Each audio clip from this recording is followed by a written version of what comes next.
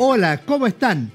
Este sábado 18 de noviembre tenemos un gran invitado en Historia, Libros y Banderas. Él es Joaquín Lavín Infante.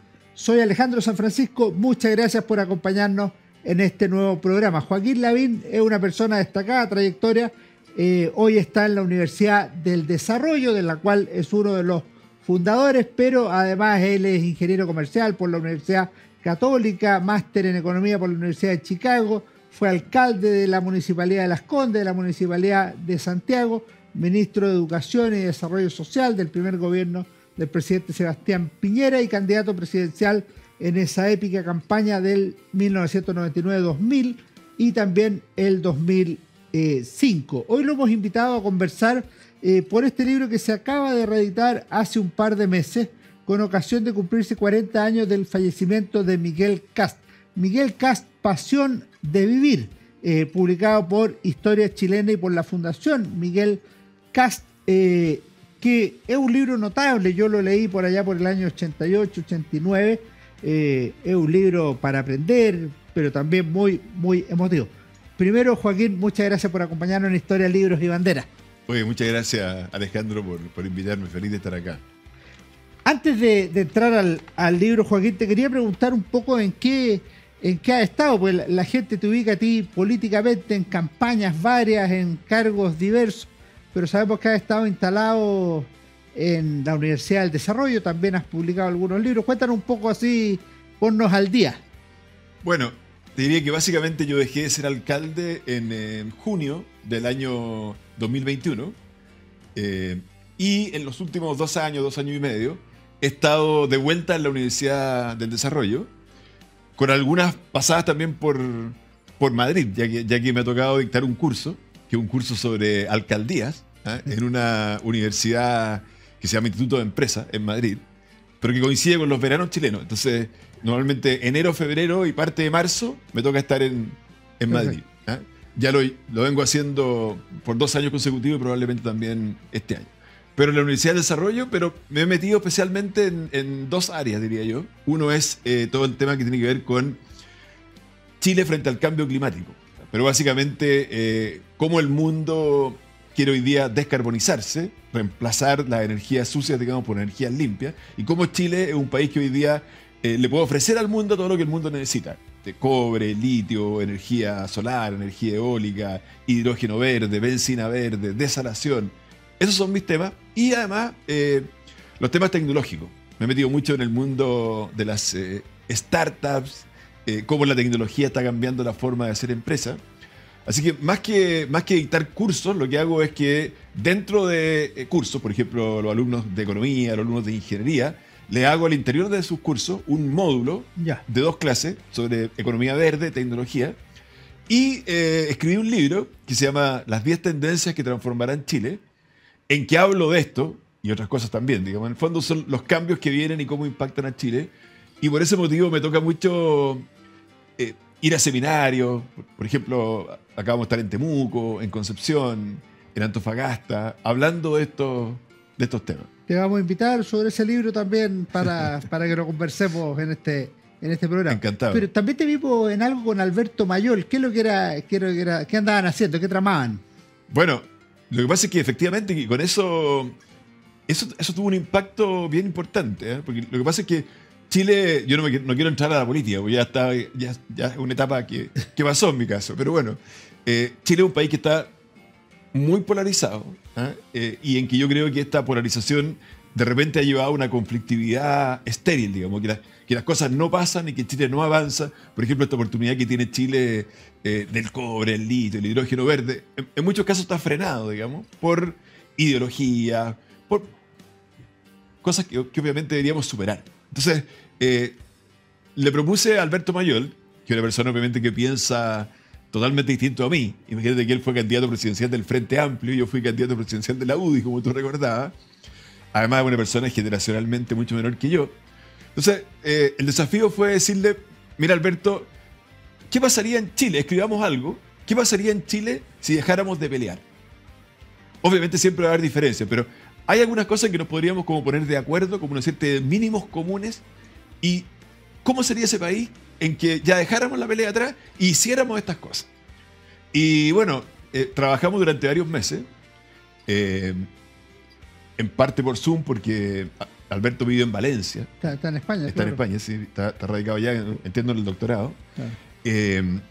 Y bueno, cuando me tocaba visitar allá, nos tomábamos café, pero lo hacíamos el trabajo por Zoom, y expusimos un trabajo conjunto en el que hablamos de que Chile requiere una tregua, requiere un relato compartido, común a todos los chilenos, y un nuevo pacto social. Lo pusimos en ICARE, esto fue en agosto, 3 meses atrás, y de ahí han surgido muchas invitaciones, digamos, para exponer esto. De hecho, por ejemplo, la semana pasada Alberto vino porque estuvimos en Concepción, en el evento que se llama Herede, que es el Encuentro Regional de la Empresa del Biobío.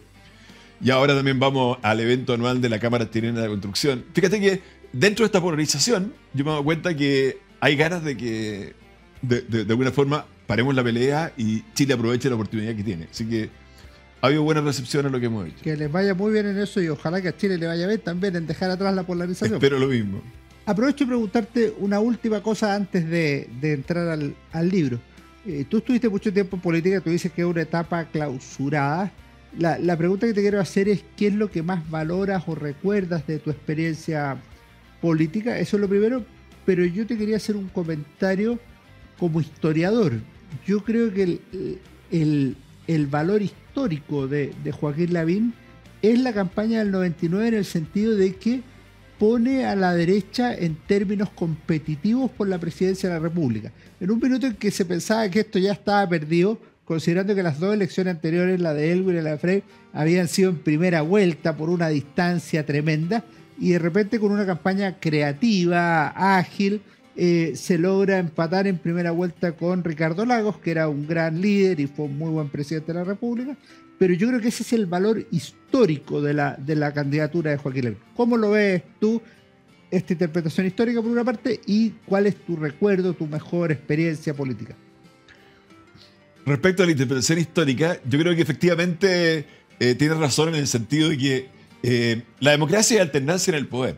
Pero claro, después de el fin del gobierno militar y cuando volvió la democracia, gobernaba la concertación y la alternancia en el poder se veía como algo lejano, digámoslo así.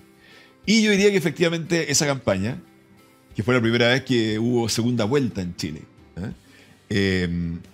y que fue obviamente con un resultado muy estrecho, frente a un gran candidato y un gran presidente, lo reconozco hoy día como fue Ricardo Lagos, mostró, el haber sido tan estrecha esa campaña y ese resultado, mostró que la alternancia en el poder era posible y de alguna forma abrió paso a lo que ocurrió en los años siguientes, digamos, con Sebastián Piñera.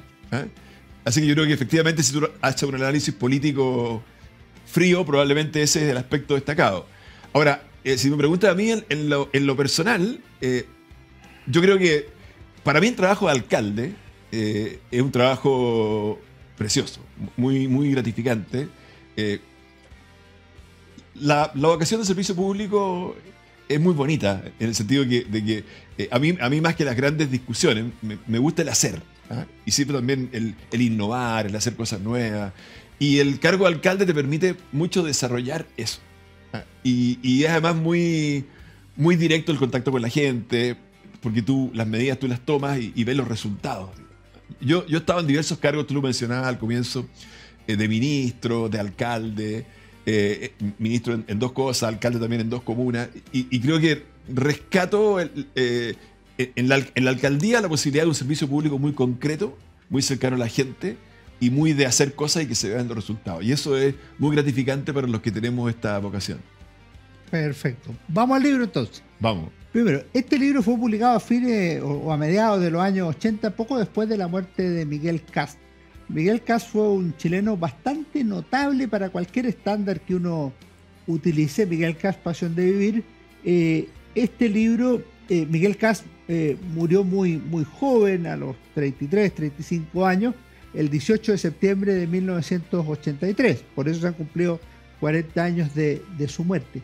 ¿Qué te llevó a escribir a ti este libro, que no es una biografía al uso? Tiene un estilo bien curioso, es es medio literario, tiene algo de espiritual, algo de político, que yo reconozco que leí en una sola tarde y con mucha emoción en mi juventud. Mira, la verdad es que para mí escribir sobre Miguel Kast, ¿por qué lo hice? Lo hice porque me pareció un personaje notable, ¿eh? Una persona que murió a los 34 años, en realidad, 34 años, de un cáncer muy rápido, en pocos meses. Y en 34 años, digamos, bueno, estudió ingeniería comercial, después se fue a Chicago, pero a la vuelta trabajó en el gobierno militar, fue ministro de lo que se llamaba en ese momento ODEPLAN, y que después pasó a ser, es lo que hoy día se llamaría el Ministerio de Desarrollo Social. Fue ministro del Trabajo, fue presidente del Banco Central, o sea, hizo, pero sobre todo, por la razón de haber escrito el libro, digamos, es más que eso, es que esta persona que murió tan joven y que hizo tantas cosas, marcó a una generación. Y yo te diría que, por lo menos en mi caso, mi vocación de servicio público se la debo a Miguel Kast. ¿Tú lo conociste personalmente? Por supuesto, lo conocí personalmente. Cuéntanos, ¿cómo lo conociste? Me tocó trabajar con él. Sí, ¿cómo entonces escribí sobre alguien al cual conocí. Un amigo. Era obviamente mayor que yo, así que entre amigo y jefe, digámoslo así. Pero obviamente una persona muy cercana y muy carismática. Porque, como te digo, hay muchas personas, esto que yo te digo de verle la vocación de servicio público a Miguel Kast, probablemente pueda haber 100 personas en Chile que te pueden decir hoy día lo mismo.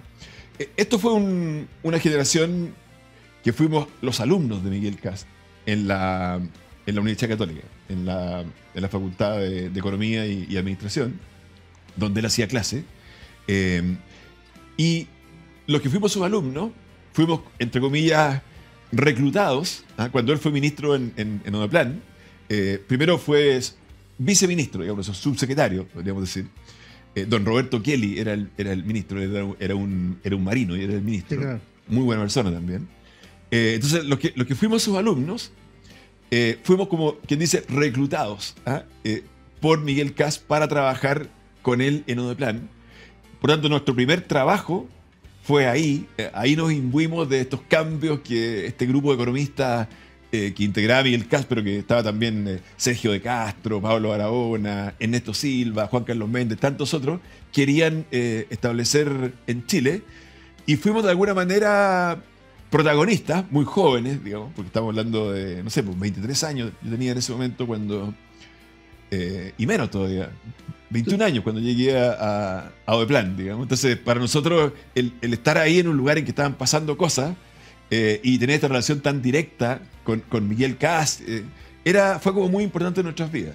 Tú también estudiaste en Chicago, igual que Miguel Kast. Existía un comentario que no sé si es mito urbano en realidad, que mucha gente estudiaba con los cuadernos de Miguel Kast en Chicago. ¿Qué hay de cierto en eso?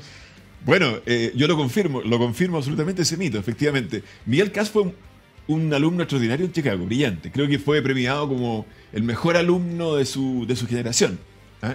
Y él tenía una particularidad que iba a clase, tomaba apuntes, y después en su estudio, él mientras estudiaba, esos apuntes los pasaba en limpio. Entonces tenía un cuaderno, como quien dice, en limpio. Y esos cuadernos de Miguel Kast, en esos tiempos, antiguos tiempos, eran fotocopiados, digamos. Entonces yo tenía anillado, así, los cuadernos de Miguel Kast, de cada uno de los ramos importantes que se tomaban en Chicago, y estudiábamos por esos cuadernos. Y él tenía una particularidad que él escribía en limpio solo cuando lo entendía. Entonces primero lo estudiaba, después lo entendía, después lo escribía, y lo escribía muy claramente, así que era una especie de Biblia para los que íbamos a estudiar allá. Perfecto.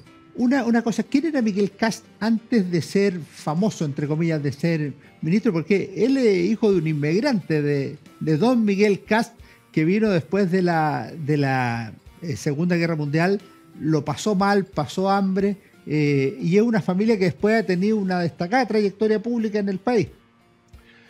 Sí, yo diría que el rasgo más, que eso marcó mucho la vida de Miguel Kast también. Bueno, Miguel Kast nació en Alemania, efectivamente. en 1948. Se vino a Chile cuando tenía, perdón, su papá, trajo a su familia a Chile. Se vino primero don Miguel, papá, un tiempo solo, después el resto de la familia, en situaciones muy precarias, porque se vinieron, digamos así, con lo opuesto. Era la época de la Alemania de la posguerra. Y llegó a Chile en el año 50, a los 2 años. Y ese tema de venir con lo opuesto, yo creo que lo marcó un poco, o sea, no un poco, sino que profundamente en el tema de la pobreza, que fue como su gran obsesión como política pública, luchar contra la pobreza. Pero tenía ese rasgo alemán, o sea, era alemán. Entonces fue un alemán con las características propias de los alemanes, pero que se chilenizó, digamos. Entonces aprendió más a improvisar, a reaccionar a la rápida, pero tenía esa estructura que cuando se proponía algo, lo hacía y con horario y los cumplía. Era un alemán chileno. Vamos a volver de inmediato. Seguimos conversando, hacemos un pequeño alto. Pasión de vivir, el legado de Miguel Kast, libro de Joaquín Lavín, nuestro invitado de hoy en Historia, Libros y Banderas. En nuestra obra Historia de Chile 1960-2010 de la Universidad San Sebastián encontrarás un análisis sobre la crisis y ruptura de la democracia chilena antes de 1973, la creación de un nuevo orden institucional y la democratización y desarrollo del país en las últimas décadas. Conoce más en uss.cl. En CMPC llevamos un largo camino fortaleciendo nuestro trabajo, lo que nos ha permitido desarrollar distintas iniciativas junto a comunidades, por ejemplo, con la recuperación de un árbol extinto o el restablecimiento de agua potable en zonas rurales, la conexión del turismo y cultura a través de una sola ruta, o también el desarrollo de envases reciclables y amigables con el medio ambiente. Son esos y otros desafíos los que hoy nos permiten creer en el valor de las soluciones inspiradas en la naturaleza. CMPC, creando valor natural. Conoce más en cmpc.com.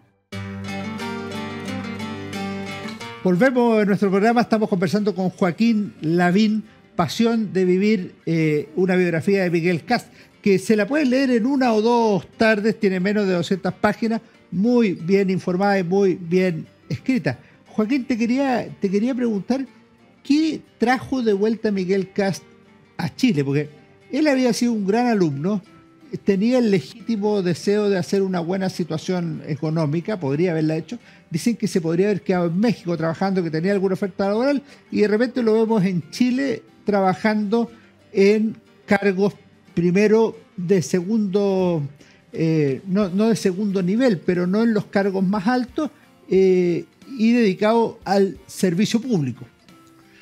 Bueno, yo creo que está marcado un poco por la historia que Chile vivió en esos tiempos. Piensa tú que Miguel Kast estudió en Chicago mientras aquí estaba el gobierno de la Unidad Popular. Entonces, en el fondo, yo diría que su ganas de quedarse afuera, o en México, en parte era porque él sabía que en Chile iba a ser muy difícil poder aplicar todo lo que estaba aprendiendo, la economía de mercado. Estábamos en la antítesis de eso. Pero obviamente vino el 11 de septiembre, personas que habían sido los profesores de Miguel Kast en la Escuela de Economía de la Universidad Católica, esencialmente Sergio de Castro, Pablo Barahona, fueron nombrados en cargos importantes en el equipo económico del gobierno militar. Ministro de Economía y de Hacienda. Exactamente, y yo diría que estuvieron muchos años en esos lugares y fueron como muy importantes. Entonces, ellos fueron los primeros reclutadores. O sea, ellos reclutaron a la generación de Miguel Kast. Y entre esos reclutados para trabajar con ellos en el gobierno estaba Ernesto Silva que falleció, que fue el mejor amigo de Miguel Kast, y que después también muy amigo mío, y con él somos de los fundadores de la universidad. Gran persona, fundador de la Universidad del Desarrollo. Exactamente, gran persona. Rector de la universidad. Rector de la Universidad del Desarrollo por muchos años. ¿Tú lo conociste también? Lo conocí, entonces, muy buena persona. Ernesto Silva, íntimo amigo de Miguel, que venía llegando de Chicago, había llegado un poco antes, le escribe a Miguel. En esos tiempos, recordemos que en esos tiempos, yo recuerdo también cuando estaba allá, los llamaban por teléfono, eran 3 minutos, digamos, y después era carísimo, entonces tenías que decir todo en 3 minutos. Así que todavía existían cartas, no había mail, no había nada de eso. Uno esperaba el Mercurio Internacional, que le llegaba una vez a la semana para ver los resultados de la Católica, imagínate. Que no era muy bueno.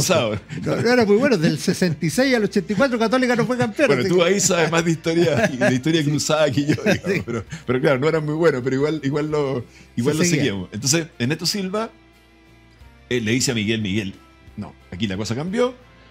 hay posibilidad de hacer cosas, vente a Chile, vuélvete a Chile. ¿Ah? Y aunque la oferta obviamente en México era muy atractiva, como tú dices, económicamente, Miguel lo convencieron, vino a Chile. Y se vieron muy en serio, porque yo Sí, se vino y se transformó en un motor. te nombro dos cosas.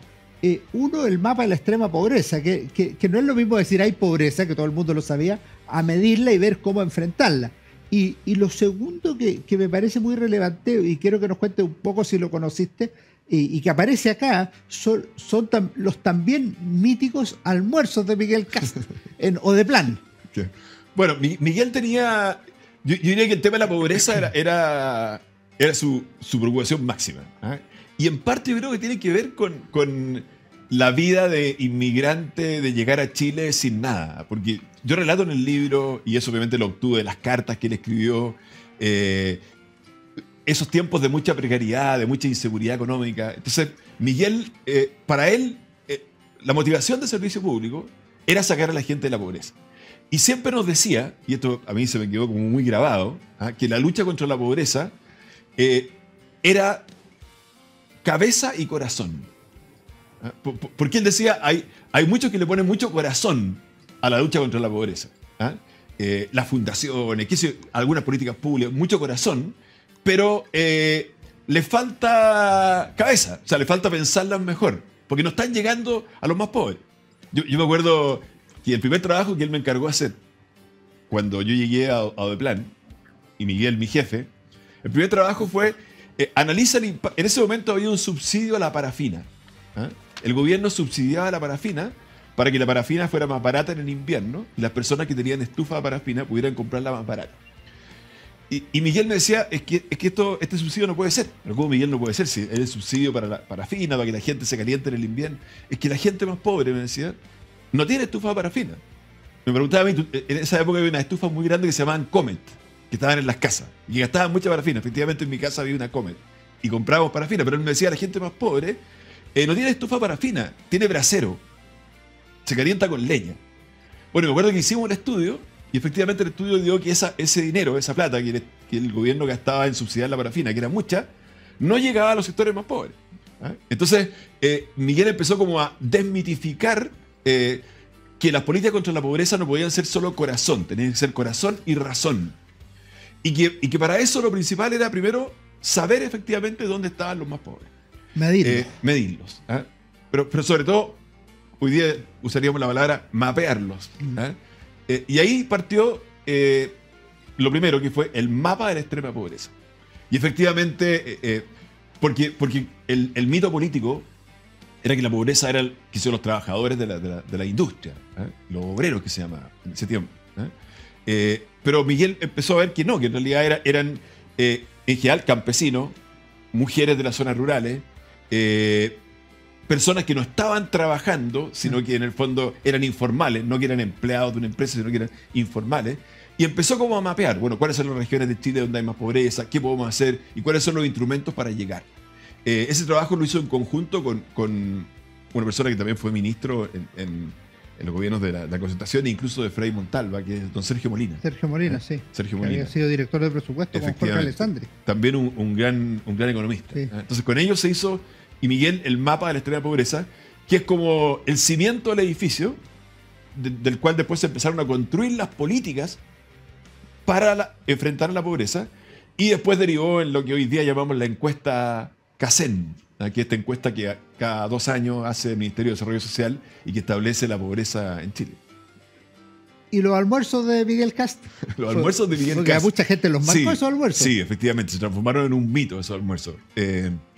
Bueno, esto partió, los almuerzos consistían en un grupo de unos 20 personas, estudiantes. Normalmente partió con estudiantes de economía, de la Católica y de la Chile.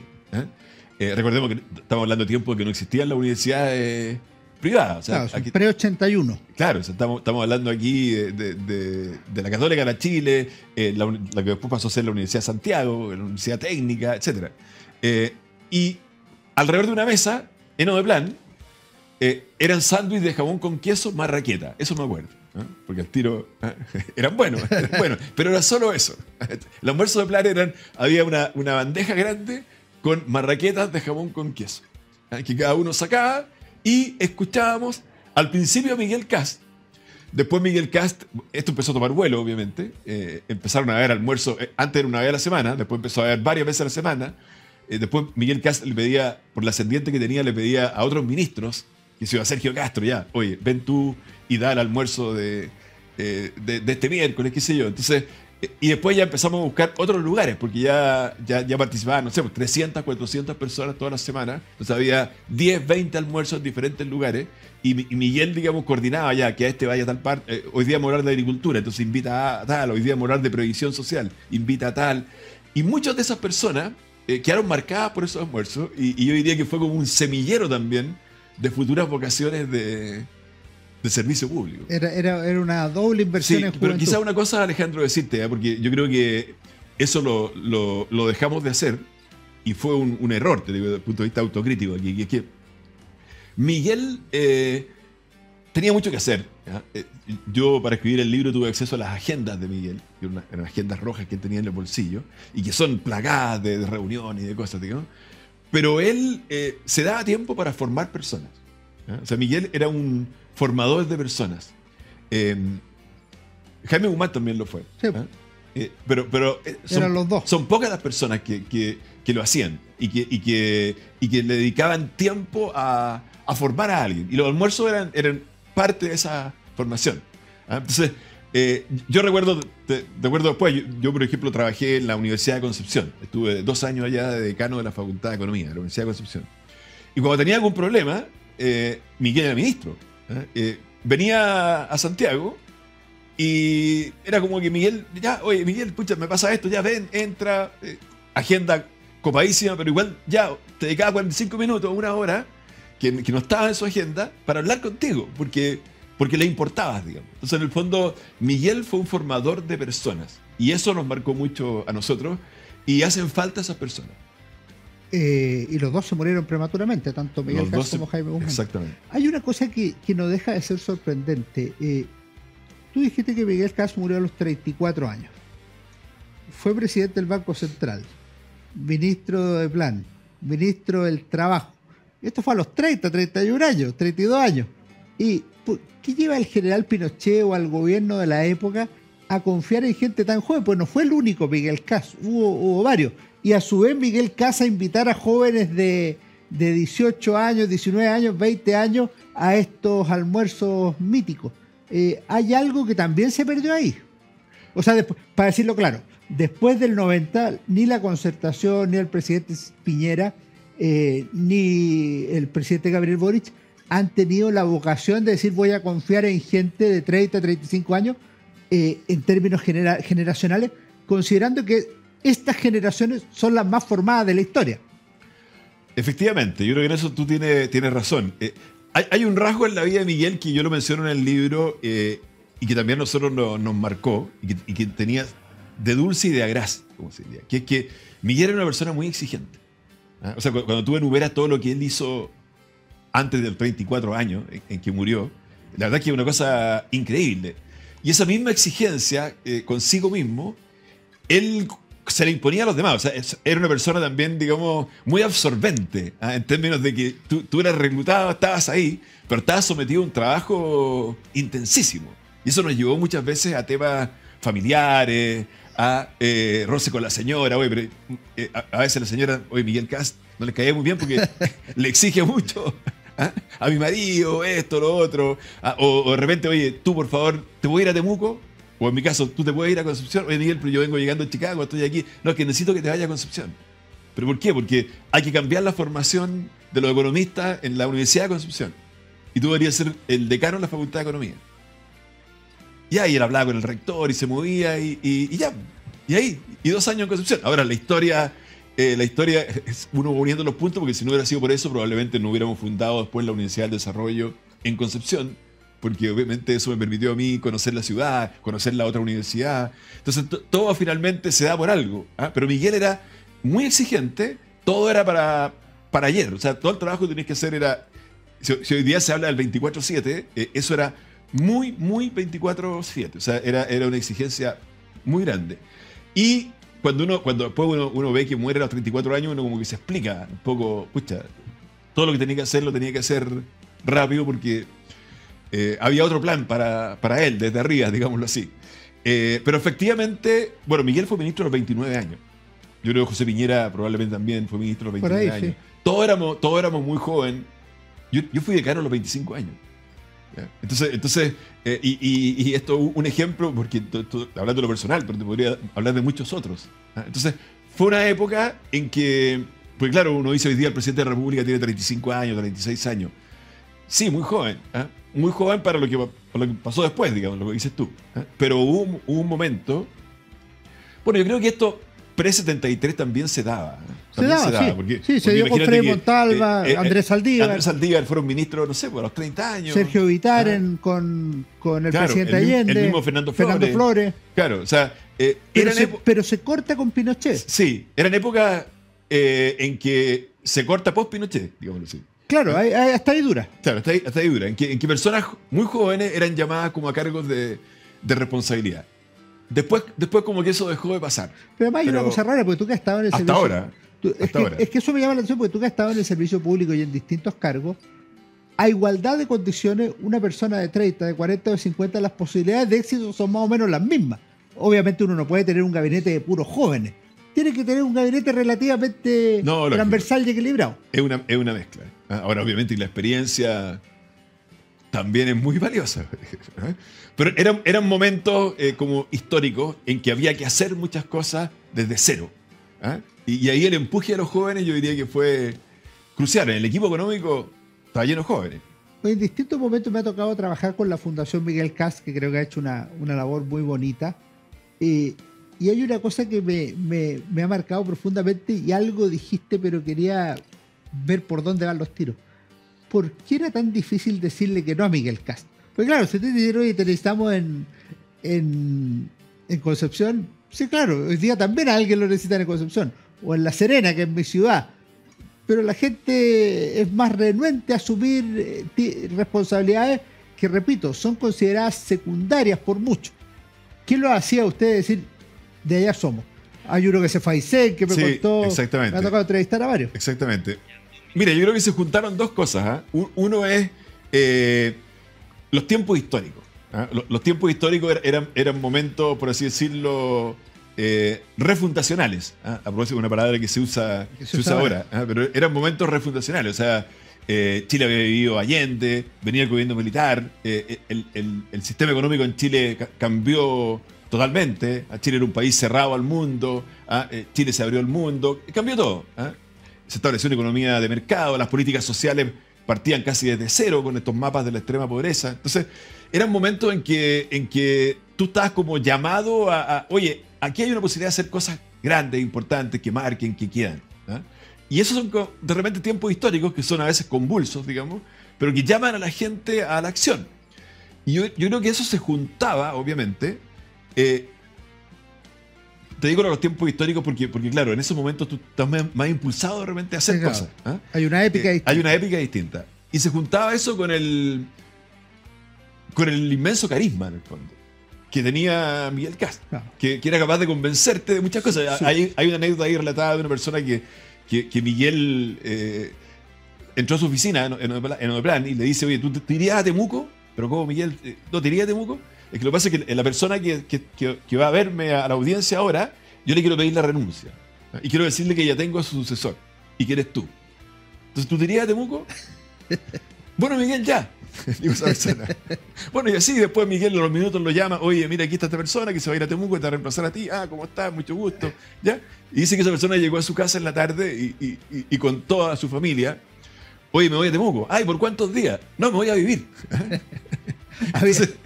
Hay otro que contó en un seminario de la Fundación Miguel Kast que fue a despedirse Miguel Kast porque se iba a casar y se iba a trabajar en no sé qué.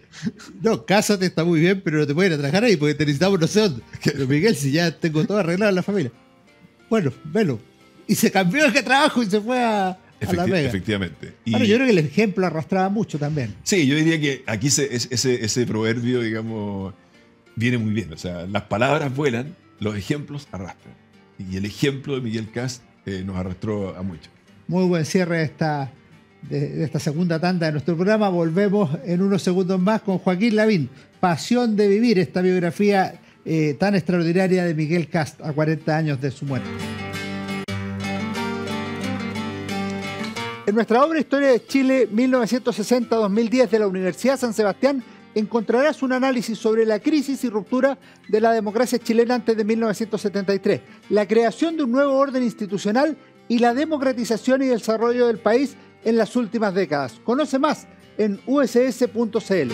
En CMPC llevamos un largo camino fortaleciendo nuestro trabajo, lo que nos ha permitido desarrollar distintas iniciativas junto a comunidades, por ejemplo, con la recuperación de un árbol extinto o el restablecimiento de agua potable en zonas rurales, la conexión del turismo y cultura a través de una sola ruta, o también el desarrollo de envases reciclables y amigables con el medio ambiente. Son esos y otros desafíos los que hoy nos permiten creer en el valor de las soluciones inspiradas en la naturaleza. CMPC, creando valor natural. Conoce más en cmpc.com. Vamos a nuestro último bloque de esta conversación muy entretenida y realmente muy entrañable con Joaquín Lavín sobre una figura que vale la pena conocer, Miguel Kast, Pasión de Vivir, fallecido el 18 de septiembre de 1983. Vivió 34 años, le diagnosticaron un cáncer y cuando tú nombras por primera vez el cáncer ya estaba, voy a usar una palabra no médica, desparramado, estaba con metástasis, creo que se dice, y parece que fue muy, muy sorprendente y sin vuelta atrás. Sí, yo te diría, antes que entrar al cáncer, un segundo, Alejandro, que es que la vida de Miguel Kast tuvo éxito y tuvo fracaso. Es importante decirlo eso también, porque aquí hemos hablado de una persona que fue ministro, que hizo esto, pero también lo pasó mal, también fue difícil, le tocó ser presidente del Banco Central en un momento dramático de la economía chilena, que fue toda la crisis del año 81, 80, 82. ¿Ah? Y él sostuvo la tesis derrotada. Él sostuvo la tesis derrotada de que, mantener el dólar de que no debía devaluarse exactamente el peso. ¿Ah? Entonces, en un momento dado... Se hicieron políticas que él estuvo en contra, finalmente renunció y coincidió que muy poco después de esta renuncia, ahí están las cartas que él le mandó al presidente, la época, la respuesta y todas esas cosas en el libro. Es bien interesante esa parte. Son bien notables las dos cartas, sí. Tanto la de Miguel Kast al general Pinochet como la de la respuesta. Porque además Miguel Kast en su renuncia al Banco Central le hace a Pinochet sugerencias de a quién cree él, Miguel Kast, y con sus ventajas y cosas, ventajas y desventajas. De cuatro posibles reemplazantes. De cuatro posibles reemplazantes. Y uno de ellos, lo menciono porque después fue famoso, es Nambiji, el primero, el que le dice, oye, presidente, yo creo que el único que mencionas tú. Claro. Los otros tres no los menciono, pero están en las cartas, digo. Y tú los conoces a todos, con sus ventajas y desventajas. Pero bueno, entonces lo empezó a pasar mal, renunció. Y coincidió que muy poco tiempo después se le diagnostica el cáncer. Y efectivamente, en eso, estamos hablando del año fines del 82, enero del 83 ya estaba el cáncer desatado. Murió en septiembre, o sea, enero a septiembre. Al principio hubo un diagnóstico que era equivocado, que era distinto, entonces probablemente en esos tiempos además no existían los tratamientos que existen ahora. La cosa es que finalmente en enero ya la situación era...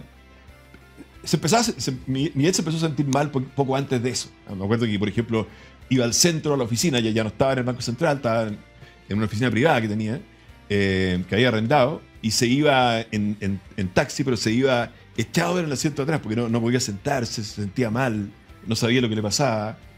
Se atribuía también a lo mejor al estrés de lo que había estado viviendo, pero no, era cáncer.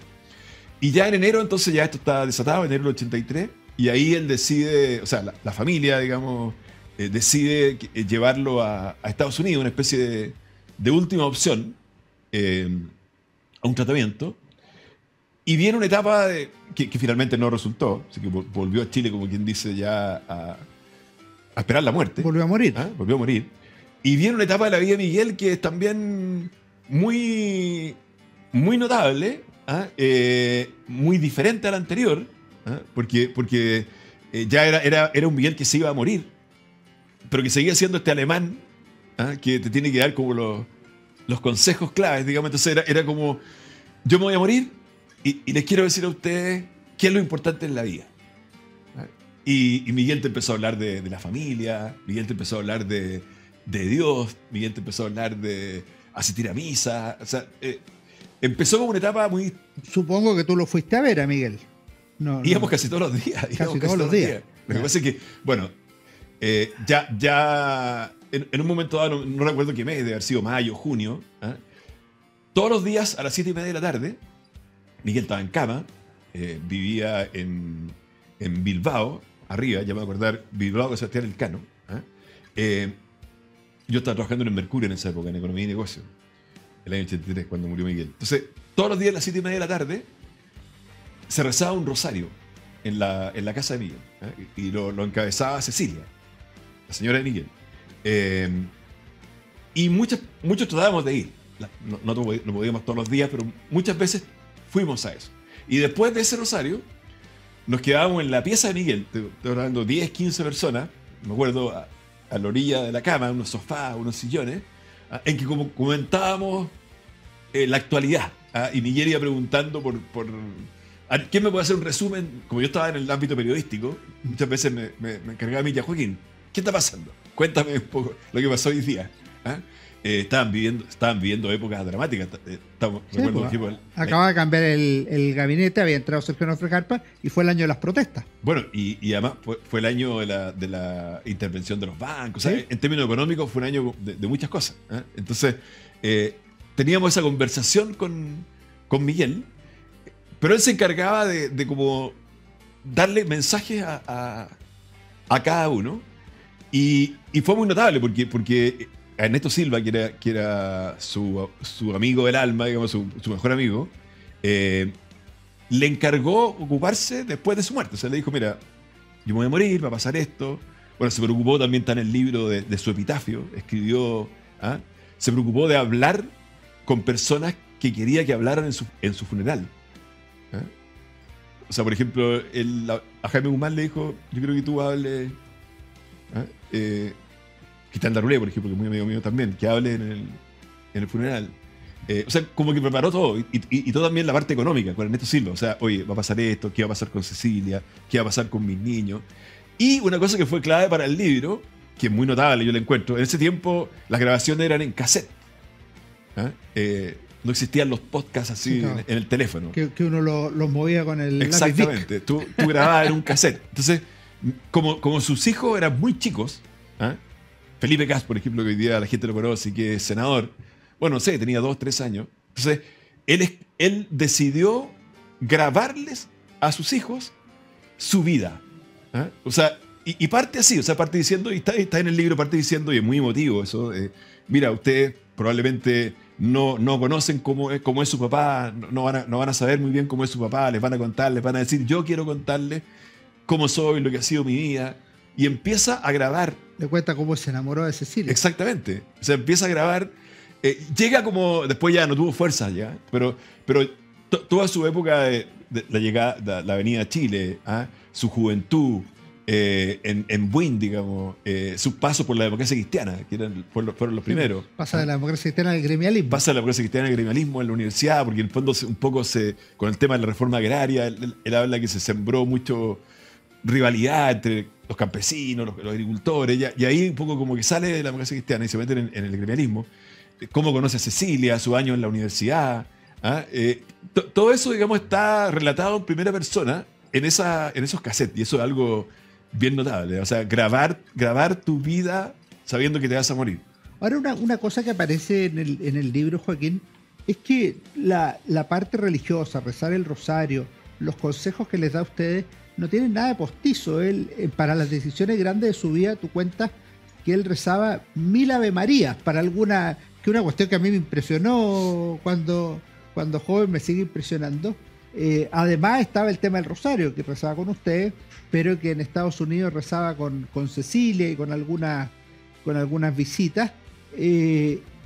La vida espiritual de Miguel fue muy, muy intensa. Y esto lo comento porque creo que es parte integral de su personalidad. Otra persona puede no tenerla, pero en él era de la quinta esencia. No, absolutamente. Tenía estas cosas de que él cuando joven había escuchado a alguien que le había dicho que si tú rezabas mira Ave Marías, son varias horas de Ave Marías, mira Ave Marías el día antes de una fiesta de la Virgen. La Virgen te iba a conceder ese favor. Entonces él cuenta ahí, que, bueno, yo lo cuento, digamos que creo que están los cassettes, que él al principio como no creía esto, después lo empezó a hacer como por pillería, o sea, a ver, oye, tengo una prueba mañana, quiero sacarme un 7, voy a hacer esto, las milas de María. Y después eso se transformó para él en... Él era chenstariano. Tenía el movimiento Chenstar, claro, tenía este amor particular por la Virgen, por la Mater. Mater, como le dicen, sí. Exactamente. Y como Miguel era así de decisiones drásticas, ahí lo cuenta un sacerdote, Benjamín Pereira, que fue su director espiritual, que dice que un día Miguel, al cual él no conocía mucho, y Miguel tampoco lo conocía a él, fue a verlo como sacerdote y le dijo, mira, yo quiero ser santo. Todavía estaba en el gobierno, presidente del Banco Central, ministro del Trabajo, creo que era en ese momento. Quiero ser santo y quiero que tú me ayudes como director espiritual, quiero venir a hablar contigo. Creo que eran una vez cada 3 semanas, al principio, una vez cada 3 semanas, largas conversaciones espirituales. Y ahí hay cosas bien reveladoras, digamos, que cuenta. Tras su muerte lo llevaron al santuario en Bellavista. Sí, a su muerte, sí, pero está en el cementerio de Wynn. Sí. Ahí está en este momento. Porque de ahí está tu familia.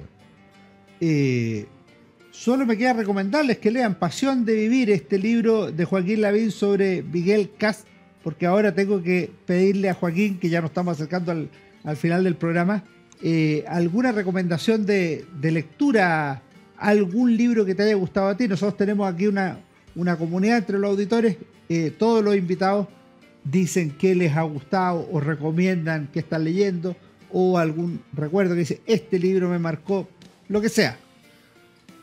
Mira, yo diría que, a ver, con respecto a los 50 años del golpe militar, salieron muchos libros, pero hay uno que a mí me entretuvo mucho y me gustó mucho, que es de Óscar Guillermo Garretón, que se llama Notas de Memoria.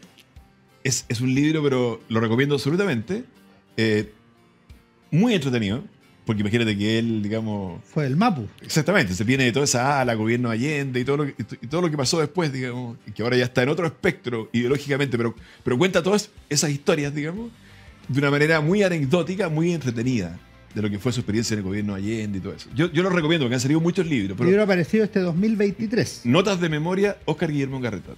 Perfecto. Y de los libros tradicionales, antiguos, no sé, a mí me gusta mucho Vargas Llosa. Mucho. ¿Ya? Creo que acaba de sacar uno. Acaba de sacar su despedida como escritor. Sí. Se la dedicó a Patricia. Sí, pues. A su esposa. Volvió. Pero a mí, yo de los libros de Vargas Llosa voy a recomendar 2. La Ciudad de los Perros, de todas maneras, digamos, porque es un clásico. El clásico. Es extraordinario. Y hay uno para los que a mí me gusta porque fue sobre su experiencia política. La verdad es que Mario Vargas Llosa fue candidato presidencial en Perú. Ya sé cuál es, extraordinario. Se llama El pez en el agua. El pez en el agua. El pez en el agua. Es un libro que para los que les interesa el mundo de la política, del servicio público, relata, digamos, la política por dentro en su frustrada candidatura, que perdió finalmente en segunda vuelta, creo que fue con Alberto Fujimori. Frente a Fujimori. El pez en el agua. Y es una biografía escrita a 2 tiempos. Entonces él escribe de su nacimiento, su candidatura. Capítulo 3 sigue con su nacimiento, o sea, su etapa chica. Es muy de Vargas Llosa eso. Y después vuelve con su candidatura. Entonces son como 2 autobiografías en paralelo. Es un libro extraordinario, El pez en el agua de Mario Vargas Llosa. Claro, que alguna vez leí que él decía que se debió haber llamado El pez fuera del agua, porque él no era un pez para esas aguas. Pero bueno, ese es otro tema. Pero se llama El pez en el agua y léanlo. Yo creo que si hay algo que tuvo de grandioso esa candidatura de Vargas Llosa es el libro El pez en el agua. Además, La Ciudad de los Perros es uno de los grandes libros del boom latinoamericano de la década de 1960 y todavía se lee con interés, una obra maestra. Así que excelentes recomendaciones de Joaquín Lavín. Joaquín, no sabes la alegría que ha sido tenerte acá, hace tiempo no nos veíamos, así que ha sido una conversación agradable. Estoy seguro que nuestros auditores pensarán lo mismo y creo que este es un gran libro, Pasión de Vivir, la biografía que escribió Joaquín Lavín sobre Miguel Kast y que ha sido reeditada a 40 años de su muerte por la Fundación Miguel Kast y editorial Historias Chilenas. Oye, muchas gracias Alejandro por la invitación. Son recuerdos, pero recuerdos que están muy, muy vivos todavía. Así que para mí también fue muy interesante y entretenido haber venido. Ustedes no se vayan. Ya viene mi recomendación de libro como cada semana en Historia, Libros y Banderas. Que estén muy bien. Hola, ¿cómo están? Soy Alejandro San Francisco y en nuestro programa Historia, Libros y Banderas de esta semana queremos recomendar este libro de Mónica Cast, Testimonios de los sobrevivientes, Chile y la Segunda Guerra Mundial. Es un libro precioso que narra las vidas y la llegada a Chile de personas que combatieron en los distintos bandos durante esa dramática Segunda Guerra Mundial. Personas que tuvieron que ir al conflicto enviados por sus propias potencias, por sus gobiernos, en un tiempo de totalitarismo, de violencia y de destrucción. Y que después llegaron al fin del mundo, como quizás no lo imaginaron, en medio de las bombas, de las balas, de las muertes, incluso del genocidio. Aquí hay familias de Japón, familias que estuvieron en el frente ruso, británico, y también está la propia familia de don Miguel Cast, que se vino a Chile en aquellos años. Testimonios de los sobrevivientes, Chile y la Segunda Guerra Mundial. Creo que es un libro muy bueno para cualquier persona que quiera pasarlo bien y aprender un poco de nuestra trayectoria histórica. Nos vemos en nuestro próximo programa Historia, Libros y Banderas.